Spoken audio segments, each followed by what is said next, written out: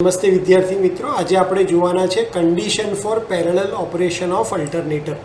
એટલે કે એક કરતાં વધારે અલ્ટરનેટરને જ્યારે તમારે પેરેલલમાં ગોઠવવા હોય, એટલે કે બસબાર સાથે કનેક્ટ કરવા હોય. એક ઓલરેડી અલ્ટરનેટર બસબાર સાથે કનેક્ટેડ છે અને તમારે બીજું, ત્રીજું, ચોથું એવી રીતે એક કરતાં વધારે અલ્ટરનેટર જ્યારે પેરેલલમાં જોડવા છે, તો એ અલ્ટરનેટરને બસબાર સાથે જોડવા માટે જોડતા પહેલાં તમારે કઈ કઈ વસ્તુ ચેક કરી લેવી જોઈએ, એ કન્ડિશન, એને કહેવાય કન્ડિશન.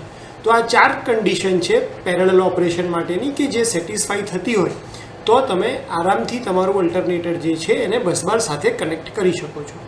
સૌથી પહેલી આવે ટર્મિનલ વોલ્ટેજ. તો ટર્મિનલ વોલ્ટેજ અલ્ટરનેટરના સ્ટેટર ઉપર જે ઇન્ડ્યુસ થાય છે વોલ્ટેજ, એ નહીં. જેમ જેમ તમે અલ્ટરનેટરના રોટર ઉપર ડીસી સપ્લાય વધારતા જશો એમ તમારો ઇન્ડ્યુસ થતો વોલ્ટેજ અને એની સાથે બહાર ટર્મિનલ વોલ્ટેજ જે મળે છે ટર્મિનલ ઉપર, એ વધતો જશે. તો તમારે એ બહાર ટર્મિનલ વોલ્ટેજ છે એ કેટલો રાખવાનો છે, તો કે જે બસબારનો વોલ્ટેજ છે એટલો જ તમારે ટર્મિનલનો વોલ્ટેજ રાખવાનો છે. અને એ તમે શેની મદદથી ચેક કરી શકો છો, તો એ તમે વોલ્ટમીટર અથવા તો મલ્ટીમીટરની મદદથી ચેક કરી શકો છો. એટલે પહેલાં તમારે ચેક કરવાનું રહેશે કે બસબારના વોલ્ટેજ અને તમારા અલ્ટરનેટર જેને તમારે પેરેલલ કરવું છે એ બંનેના ટર્મિનલ વોલ્ટેજ સરખા હોવા જોઈએ. બીજી કન્ડિશન છે ફ્રીક્વન્સી. એટલે કે અલ્ટરનેટરની સપ્લાય ફ્રીક્વન્સી અને બસબાર જેની સાથે તમે અલ્ટરનેટર કનેક્ટ કરવા માંગો છો એ બંનેની ફ્રીક્વન્સી સરખી હોવી જોઈએ. આ ફ્રીક્વન્સી તમે કઈ રીતે ચેક કરી શકો છો, તો તમે ફ્રીક્વન્સી મીટરથી ચેક કરી શકો છો. અને આપણને ખબર છે કે ભાઈ FS એટલે કે supply frequency equal to 120 P/ns, અથવા આપણે એવું કહી શકીએ કે synchronous speed NS equal to 120 fs/p.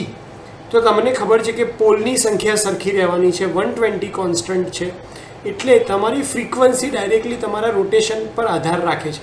અને એટલા માટે બંને સાઈડનું રોટેશન, એટલે કે તમારું ઇનકમિંગ જે અલ્ટરનેટર છે જેને તમારે પેરેલલમાં જોડવું છે એની ફ્રીક્વન્સી અને જે બસબાર ઉપર તમે જોઈન કરવા જઈ રહ્યા છો એની ફ્રીક્વન્સી પણ સરખી હોવી જોઈએ.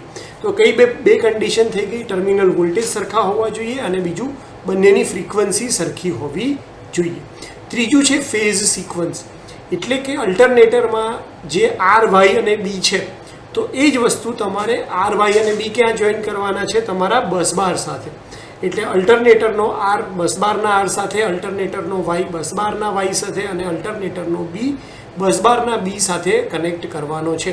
એ તમે કઈ રીતે ફેઝ સિક્વન્સ ચેક કરી શકો છો, તો તમે with the help of phase sequence indicator આવે એની મદદથી તમે આ ફેઝ સિક્વન્સ ચેક કરી શકો છો. તો ત્રીજો કન્ડિશન થશે કે બંનેની ફેઝ સિક્વન્સ સરખી હોવી જોઈએ.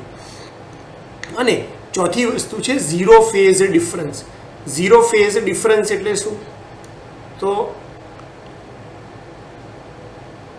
એક જ મિનિટ, અહીંયા આપણે જોઈ શકીએ છીએ ફેઝ સિક્વન્સ. જેમ કે આ R અને R' છે, તો એ બંને એક જ લાઇનમાં હોવા જોઈએ, એમની વચ્ચે કોઈ ફેઝ સિક્વન્સ એટલે ફેઝ ડિફરન્સ હોવો જોઈએ નહીં.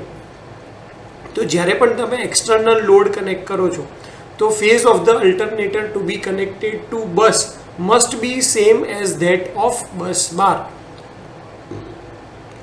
This condition can be satisfied by synchronizing lamp or synchronoscope. એટલે કે બે ફેઝ વચ્ચે કોઈ પણ પ્રકારનો ફેઝ ડિફરન્સનો એંગલ હોવો જોઈએ નહીં. RY અને B 120 ડિગ્રી ઉપર છે બસબારના, તો તમારા અલ્ટરનેટરના RYB પણ 120 ડિગ્રી ઉપર જ હોવા જોઈએ. અને આ બંનેના 120 ડિગ્રી તમે કઈ રીતે ચેક કરી શકો છો, તો એના માટે તમે સિંક્રોનાઇઝિંગ લેમ્પ્સ, એની અંદર બે મેથડ આવે છે, ઓલ ડાર્ક મેથડ અને 2 બ્રાઇટ અને 1 ડાર્ક મેથડ. અને અથવા તો તમારી પાસે સિંક્રોનોસ્કોપ હોય તો તમે સિંક્રોનોસ્કોપની મદદથી પણ ઝીરો ફેઝ ડિફરન્સ ચેક કરી શકો છો. તો આના ઉપરથી હું એટલું કહી શકું કે ઝીરો ફેઝ ડિફરન્સ ચેક કરવા માટેની 3 રીત છે: all dark method, 2 bright and 1 dark method અને સિંક્રોનોસ્કોપની મદદથી તમે ઝીરો ફેઝ ડિફરન્સ બંને મશીન એટલે ઇન્ફાઇનાઇટ બસ બાર અને ઇનકમિંગ મશીન વચ્ચે છે કે નહીં એ ચેક કરી શકો છો. જો આ 4માંથી એક પણ કન્ડિશન સેટિસ્ફાઈડ ના થાય તો સર્ક્યુલેટિંગ કરંટ ઇન્ટરનલ સર્કિટમાં ફ્લો થઈ શકે છે અને આ સર્ક્યુલેટિંગ કરંટને લીધે રોટર ઉપર ઇલેક્ટ્રોમિકેનિકલ ઓસિલેશન, એટલે એને જે આપણે વાઇબ્રેશન ટાઈપનું કહીએ એ ઇલેક્ટ્રોમિકેનિકલ ઓસિલેશન તમે રોટર ઉપર અનુભવી શકો છો. અને એટલા માટે પેરેલલ ઓપરેશન કરવા માટે તમારે આ 4 કન્ડિશન સેટિસ્ફાઈડ કરવી જરૂરી છે. આ 4 condition terminal voltage, frequency, phase sequence અને 0 ફેઝ ડિફરન્સ, આ 4 વસ્તુ મેચ થાય તો જ તમે તમારા અલ્ટરનેટરને બીજા અલ્ટરનેટર એટલે કે બસબાર સાથે પેરેલલમાં કનેક્ટ કરી શકશો. હોપ કે તમને 4 condition parallel operation of alternator માટેની ખ્યાલ આવી ગઈ હશે.